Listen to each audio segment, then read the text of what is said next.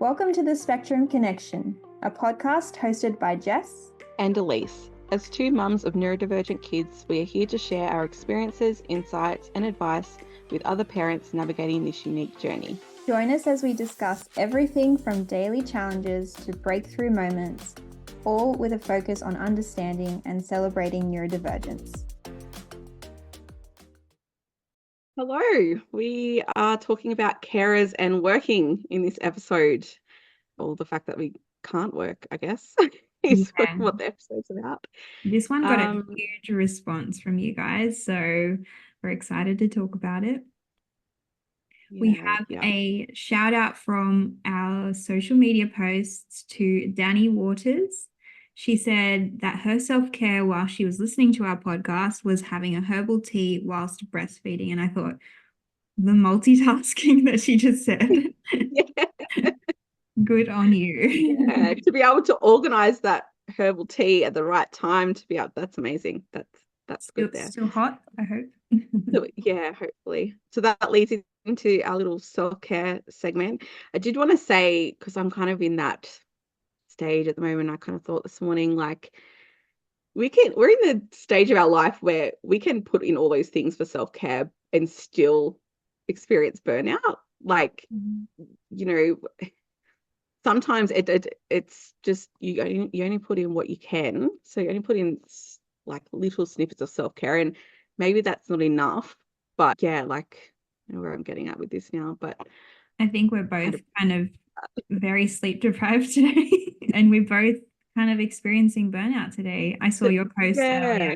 I saw your post about burnout, and I think despite our best efforts, sometimes it just creeps up on us, and we So I think it's important to be knowledgeable about carers burnout and realize that it can happen at any time, can creep up on you. Yeah, that's what I was getting at, because I feel like I'm always so conscious of self-care. Well, that's what I feel like I'm doing, like every day. I'm like, okay, what can I do for myself? And I'm putting in all these things. And I'm like, I'm going okay. But then the next day it's like, hang on, no, I'm not. I'm not okay anymore. I'm burnt out now. And I just kind of thought, like, it doesn't matter how much effort you put into self-care. Sometimes you still reach that point. And it's not that you're doing anything wrong. It's not that you haven't, putting in enough self-care, because sometimes you can't put in what you need. You can only grab what you can get. So yeah, especially with this lifestyle of appointments and all the things. So so what we're talking about today is we're going to be talking about, we named it carers can't work, but obviously there are carers that work. But I think that what we mean is that it's harder for carers to work and to gain employment and to sustain employment. We've both experienced it. It's hard. And I think that when I breached this topic, is that the word? Breached this topic with you guys on social media, I think a lot of you felt big feelings about this, about how carers aren't really supported enough to work. And especially in today's current climate, inflation, everything is rising. It's a really scary situation to be in financially. And maybe we can go into a little bit about like our experiences, because I know that especially earlier on in like the diagnosis journey, I think that's when you kind of like bring on all of the things, like all of the therapy appointments, all of the help and support. And that makes your life very busy. And then on top of that, a lot of people experience sleep deprivation. They experience, well, we did too, like we still are, but earlier on, I think carers go into it thinking that they need to do everything. Research, you need to like stay up late researching things, and it's a lot. And to add work on top of that, it's almost impossible, really. Yeah. And I think for a lot of people too, like that may be fine in the beginning, but then it gets to a stage where you've been doing it for a while that, that burnout and all that, and it just gets to a point where like something has to give. I can't do this anymore. And that's the point we got at. Like the early days with diagnosis, I was on maternity leave at the time, and then the 6 month, I was only supposed to be on maternity leave for 6 months, and then the 6 month mark came up, and I was like, yeah, I'm not going to be able to go back to work right now. I'm going to have to extend it to 12 months. And then next thing I know, like when the next baby came, and it was like a couple of years, and I tried to go back to work. I think I lasted 6 months, and that was only doing 2 days a week. I think it was 2 days a week in school hours. And it was still like, you know what, this just it's not sustainable. It's not working. And so I just called it. So I've really been off work 5 years pretty much, like Yeah. part-time, full-time. I had a very similar story to you, like I worked after Jacob was born and I worked after Jazz was born, but not for very long. That was when we were, trying all the therapies and doing all the things. And I was just like, I cannot do this. I was only working 3 days. So that's where I think a lot of people get creative with their employment. I think I've spoken to a lot of business owners who are carers, creating your own business, doing something that's more flexible, working from home. I've heard of so many things, and it's almost strange that you have to put extra work into making your employment more flexible. And I mean, then that comes with the whole financial security, because while it's great to own your own business and work flexibly and all of that stuff, businesses only work as when the money comes in, and you're waiting for customers or whatever your business structure is to come to you and to invest that money. So, there's high and low weeks, months for a lot of people. And if you can't put certain work in, then you're not going to get as much as you would out, say, if you're a business owner that had full-time care for your kids or school, all that kind of stuff. You didn't have to do work flexibly. You could just do your business from 9 to 5 or whatever it was. So yeah, the financial security is the big one. Even if you can work, how long for is a bit up in the air, and whether you can fit in therapies for your kids if needed around work. Like, I was very thankful and grateful that I had a boss. Like, I worked in early childhood, and I had a boss that would allow me to go, like, pick up my son from school and then take him to therapy and then bring him back. And I mean, that was, looking back on it now, I was often doing that like in my lunch break and over a little bit. So I wasn't actually getting a lunch break that day, and then I'd come straight into work and then pick the kids up from school. And it was just that whatever I had to do to get it done in that industry that I was working in, you had to be covered because you have ratios to cover. So it wasn't as easy, if we didn't have a person to cover, then it's kind of bad luck for me type thing. Luckily, like, my boss was great and she would do whatever she could to make sure that happens. But I know that there's a lot of people in certain jobs that just don't have that flexibility. So then it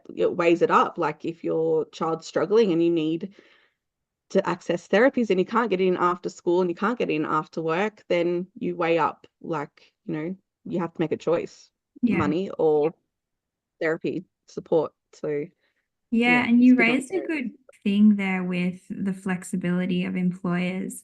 I actually looked up like the rights that you have as a carer, and it is a legal obligation of employers to create flexible employment for their employees who are carers. And I found that interesting because a lot of people do have to leave their jobs because they're not flexible enough.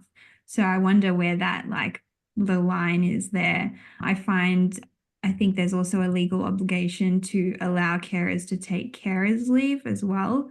And I think, it's all well and good until it's put into practice, because as you said, there's ratios that they have to fulfill. There's so many things that you have to consider. Another thing I thought about was childcare and out of school hours care, vacation care, not always suitable for our kids. So when you think about it in that way, you may be able to work, but then when it comes to like the school holidays, or when it comes to your child not being suitable for a particular childcare, what do you do then? You don't have the support for your child to be in care. So most often carers have to stop working, and it shouldn't be that way, but it is. And it's scary. Yeah, in some situations it's like, how do you get around that, even with all the legal things in place, and even with that it's all paper. It's like these things are in place, and yes, they're thing, but then you having to advocate for yourself in workplace on top of advocating for your child and everything else. And I think the guilt even with working for, for me, it was like, oh, I'm gonna have to ask my boss if I can have that time off, and then they're gonna have to try and find someone to cover me, and then worrying about, the kids in my care. And then there's some workplaces where that person may be the only person doing that job. So if they have to have time off for whatever reason, the only person that has to catch up is then them. So that's extra pressure on work. So yeah, yeah. I've spoken to people who then have to start working again after their kids go to bed. So like they'll fulfill those hours that they missed in the day after. Like I could not imagine anything worse because Exhausting. it's exhausting. I have some statistics as well I looked up, and this is based on NDIS participants. So from the ages of 0 to 14, carers, 46% of carers are working, which is less than half. 15 to 24 years old was 48% of carers working. And then from participants who are over 25 years old, only 34% are working. 34% of carers are working. And I think that has to do with probably age as well. Yeah. But I found that interesting because I thought it makes me think of the future. It makes me think of once they're out of school and out of that school age, will their care needs be more? And that's dependent on your child and what care needs they have. But will it mean that I have to stop working altogether? And it's just that unknown that a lot of people worry about a lot. Yeah. And for me, I was even thinking like my children may get to the point where they'll become independent and can go out and work for themselves and things like that. And it will free me up, hopefully, to be able to engage in full-time employment or whatever I choose to do. But then that time that I've been caring for, I've missed out on things like superannuation. I'm already behind the 8 ball in that. So, then that's limited hours and years of work that I can set myself up for when I get to retirement age, which is a scary thought, really. And like I have a husband and, he's doing all the work, and that's another element too, is, I know there's a lot of parents that are, single parents, and that's a whole, different thing that I can't even speak about because I haven't had that situation. But, for me and our family, I'm very grateful that my husband can work the job he does to keep us afloat as a big family. We're in a very privileged position that our bills are paid. We've got a roof over our head, food in the kids' stomach they don't want for anything. But we have been in positions where that wasn't the case. But we've been very lucky that he's been given opportunities to get in the corporate position that he's in. But with that comes, sacrifices too, because he's working huge hours. He's working 6 days a week most weeks, which leaves me to all the care for the kids, the homeschooling efforts, because he commutes 2 hours each way. By the time he comes home, he's exhausted. And so his time spent with the kids is literally like sitting down, cuddling them and watching something, because he's got nothing else to give. And he's normally asleep, with them because he's exhausted, which then, I'm okay with, in the sense that once his alarm goes off in the morning, he's got to get up and go to work, whereas I'm a bit more flexible. So, but then I'm exhausted because I don't get a break. And so it's these things that we just have to navigate, because he has to work to bring in income and I have to pick up the other pieces, and then on that one day that he has off, we live on acreage, he has to decide, am I going to spend one-on-one time with the kids? Am I going to mow the lawn this week? Am I going to rest and catch up if it's been a big week? Like, has one or 2 days a week to do those things before it all starts again. So there's so many sacrifices, even if you can work, because the other person, it's that partnership that. Yeah. And I have talked to, 2 income families, 2 full-time working carers. And there's pros and cons to each. And I think that's a decision based on your own situation. But from hearing from their perspectives as well, like it isn't easy and things fall down the priority list. You mentioned like there's only so much time that you can do things with the kids and catch up on life as well. I did want to mention there is the Centrelink payments that you can access as a carer, the carer's allowance and the carer's payment. And I think there's a few others that are like once off. This is not enough, but it's something. And I did want to note it because not a lot of people that I speak to know about it. Yeah. Even if you are working, you can still claim it. I think the allowance you can claim up to a certain amount of income, and the carer's payment you can claim if you're working less than 25 hours a week because of your caring role. So I think it's good to note, still not enough. I know there was a comment in there about someone saying it wasn't enough, but yeah. I know when I was still at work and I went for the carer's allowance. I always get confused. The carer's allowance simply because I was like, I'm going to have to maybe drop a day to accommodate for therapy. So that might cover that kind of one day that I drop, to keep us afloat. So I mean, I think it's up to 200,000, I think is the cutoff for that. So it's available for pretty much most people. But that carer's payment, that is one that's on so many other factors of how much you work, how much you earn, how much your partner earns, all that kind of stuff. So I don't have any experience in that one. Yeah, it's harder to get, but I think it's possible. I've heard it's possible. Another statistic I saw was, so there's those percentages I mentioned before are in comparison to the general population of Australians who don't have caring responsibilities is 76%. So that's a significant difference. I did want to go into a few of the comments because we had a lot of comments come through about this and a lot of experiences. So I'll head on into those. Someone said that they're considering quitting their 3-day-a-week job because it's too much as a carer, which is very similar to what we both spoke about. Yeah, you got to weigh it up. Yeah. Is it worth it? Yeah, it's hard. Yeah. What can we cut out of the budget or, to make that happen? That's another, It's sad that you have what to can do we that. get rid of? Yeah, like, because even I think, even if you're staying afloat, like for us, we're in this privileged position where, I say privileged, but we don't have assets or money in the bank for savings, or we're not achieving any financial goals here.